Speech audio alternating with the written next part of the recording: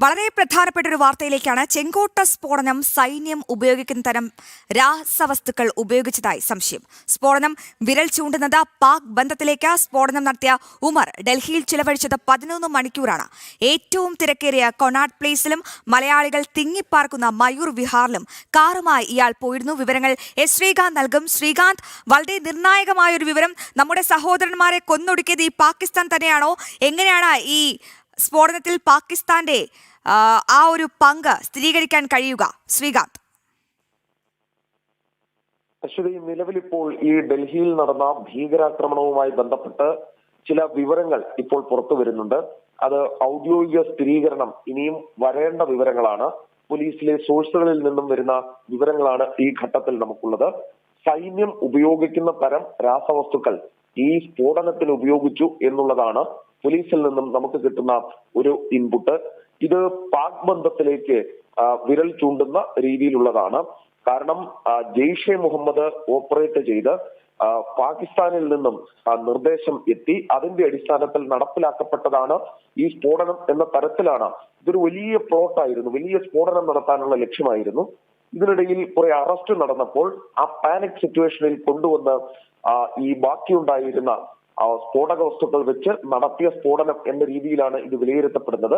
ഈ പശ്ചാത്തലത്തിൽ ഇവർക്ക് സ്ഫോടക വസ്തുക്കൾ കിട്ടിയത് ഒരുപക്ഷെ പാകിസ്ഥാനിൽ നിന്നും പാക് സൈന്യത്തിന്റെ കൂടി പിന്തുണയോടെ ആയിരിക്കാം എന്നാണ് ഇപ്പോൾ മനസ്സിലാക്കാൻ സാധിക്കുന്നത്. ഇക്കാര്യത്തിൽ ഔദ്യോഗികമായ സ്ഥിരീകരണം വരേണ്ടതുണ്ട്. മറ്റൊന്ന്, ഈ സ്ഫോടനം നടത്തിയ ഉമർ ഡൽഹിയിൽ ചെലവഴിച്ചത് 11 മണിക്കൂർ ആണെന്ന് ഇപ്പോൾ പോലീസിന്റെ ഭാഗത്തുനിന്ന് നമുക്ക് വിവരം കിട്ടുന്നുണ്ട്.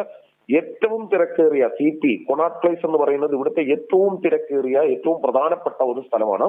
അവിടെ ഇയാൾ 11 ഈ വാഹനവുമായി അവിടേക്ക് എത്തിയിരുന്നു എന്ന് കണ്ടെത്തിയിരുന്നു. ഒപ്പം തന്നെ മലയാളികൾ തിങ്ങിപ്പാർക്കുന്ന ഒരു സ്ഥലമാണ് മയൂർ വിഹാർ എന്ന് പറയുന്നത്. ഈ മയൂർ വിഹാർ ഉൾപ്പെടുന്ന മേഖലയിലും കാറുമായി ഇയാൾ പോയി എന്നതാണ് ഇപ്പോൾ നമുക്ക് മനസ്സിലാകുന്നത്. ഈ കേസുമായി ബന്ധപ്പെട്ട് മറ്റൊട്ടനവധി വിവരങ്ങൾ പുറത്തു വരുന്നുണ്ട്. ഒന്ന്, ഈ ഭീകരനെ റിക്രൂട്ട് ചെയ്തത് ജമ്മു കശ്മീരിലെ ഷോപ്പിയാൻ സ്വദേശി ഇമാം ഇർഫാൻ അഹമ്മദാണ് എന്ന് മനസ്സിലാക്കുന്നു. ഇയാളടക്കം 7 പേർ അറസ്റ്റിലായിട്ടുണ്ട്.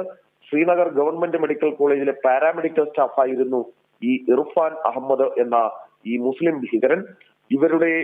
ഇവിടെ നിരവധി മെഡിക്കൽ വിദ്യാർത്ഥികളെ ഇയാൾ ഭീകരവാദത്തിലേക്ക് എത്തിച്ചതായി വിവരമുണ്ട്. ജെയ്ഷെ മുഹമ്മദ് ഭീകര സംഘടനയുമായി ഈ മതപണ്ഡിതൻ ഇർഫാൻ മുഹമ്മദിന് ബന്ധമുണ്ട് എന്നാണ് വിവരം. ഫരീദാബാദ് സംഘത്തെ സാമ്പത്തികമായി സഹായിച്ചത് ഡോക്ടർ ഷഹീൻ എന്ന സ്ത്രീയാണ്. ജെയ്ഷെ മുഹമ്മദിന്റെ ഇന്ത്യയിലെ വനിതാ വിഭാഗം ജമാഅത്തുൽ മൂമിനാത്തിന്റെ നേതാവാണ് ഇവർ എന്ന വിവരം കൂടി ഇപ്പോൾ പുറത്തു വരുന്നുണ്ട്. അതായത് അടിമുടി ഇന്ത്യയെ കത്തിക്കാൻ ലക്ഷ്യമിട്ട് കശ്മീരിൽ നിന്നും വണ്ടി കയറി എത്തിയവരാണ് ഇവർ. അവരുടെ ബേസ് ക്യാമ്പ് എന്ന രീതിയിൽ അവർ തെരഞ്ഞെടുത്തത് ഫരീദാബാദിലെ അൽ ഫല ആശുപത്രിയാണ്. ഈ സ്ഥാപനമൊക്കെ മെഡിക്കൽ കോളേജ് 40% കശ്മീരികളാണ് ഇവിടെ ജോലി ചെയ്യുന്നത്. അപ്പോൾ ഈ സ്ഥാപനമൊക്കെ launch pad, terrorist launch pad എന്ന് നമ്മൾ കേട്ടിട്ടേ ഉള്ളൂ. നമ്മുടെ ഡൽഹി പോലെയുള്ള രാജ്യതലസ്ഥാനത്തിന് തൊട്ടടുത്ത് ഇതുപോലെയൊരു സ്ഥാപനം, ഒരു ടെററിസ്റ്റ് ലോഞ്ച് പാഡ് പ്രവർത്തിച്ചു എന്നത് ഞെട്ടിപ്പിക്കുന്ന സംഭവമാണ്.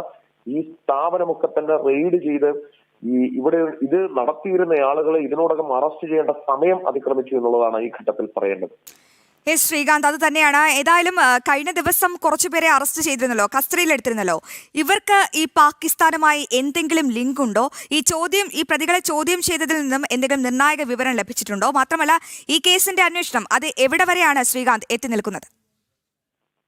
നിലവിലിപ്പോൾ NIA സംഘമാണ് ഈ കേസ് അന്വേഷിക്കുന്നത്. അവരുടെ തെളിവെടുപ്പ് മുന്നോട്ട് പോകുന്നുണ്ട്. ഫോറൻസിക് സംഘം അവർ നടത്തിയ പരിശോധനകളുടെ റിസൾട്ട് ഇതിനോടകം പുറത്തുവിട്ട് തുടങ്ങിയിട്ടുണ്ട്. മാത്രമല്ല, ഈ പറഞ്ഞ ഷോപ്പിയാൻ സ്വദേശി ഇയാൾക്ക് ജെയ്ഷെ മുഹമ്മദുമായി ബന്ധമുണ്ട്. ജെയ്ഷെ പാകിസ്ഥാനിൽ നിന്നും ഓപ്പറേറ്റ് ചെയ്യുന്ന ഭീകര സംഘടനയാണ്. ഇയാളായിരുന്നു ഈ വലിയ ഈ വൈറ്റ് കോളർ ടെററിസ്റ്റ് ഗ്യാങ്ങിനെ പരിശീലിപ്പിച്ചെടുത്തത് എന്ന കാര്യവും കൂടി വ്യക്തമാകുന്നു. ഈ പാക് ബന്ധത്തിലേക്കുള്ള വഴി തുറക്കുന്നത് ഇതൊക്കെ തന്നെയാണ്. പക്ഷേ വീണ്ടും നമ്മൾ അടിവരയിട്ട് പറയേണ്ടത്, ഈ ടെററിസ്റ്റ് ലോഞ്ച് പാഡുകൾ പാക് അധീന കശ്മീരിലായിരുന്നുവെങ്കിൽ നമ്മളുടെ നഗരങ്ങളിൽ ഇപ്പോൾ ഈ ടെററിസ്റ്റ് ലോഞ്ച് പാഡുകൾ ഉണ്ടായിരിക്കുന്നു എന്നത് ഞെട്ടിക്കുന്ന കാര്യമാണ്.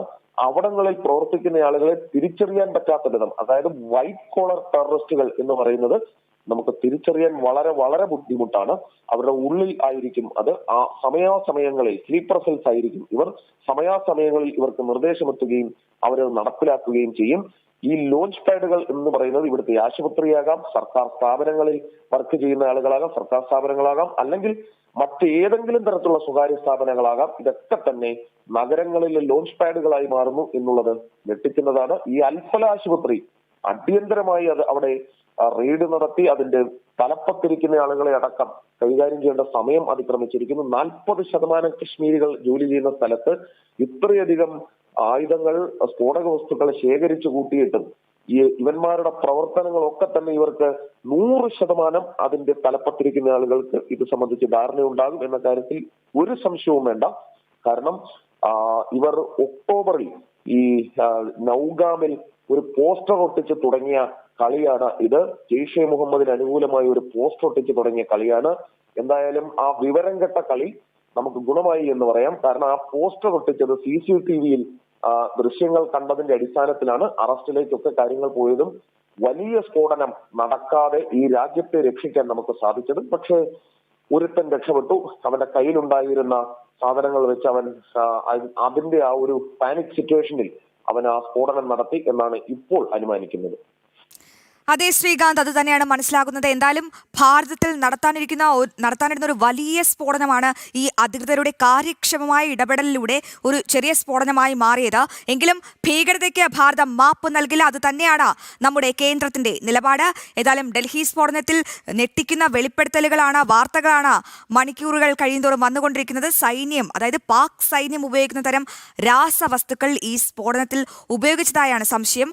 അതായത് ഇത് വിരൽ ചൂണ്ടുന്നത് പാക് ബന്ധത്തിലേക്കാണ്. ഇനി ഇതിന് ഇന്ത്യ എങ്ങനെ തിരിച്ചടി നൽകുമെന്നാണ് കണ്ടറിയേണ്ടത്.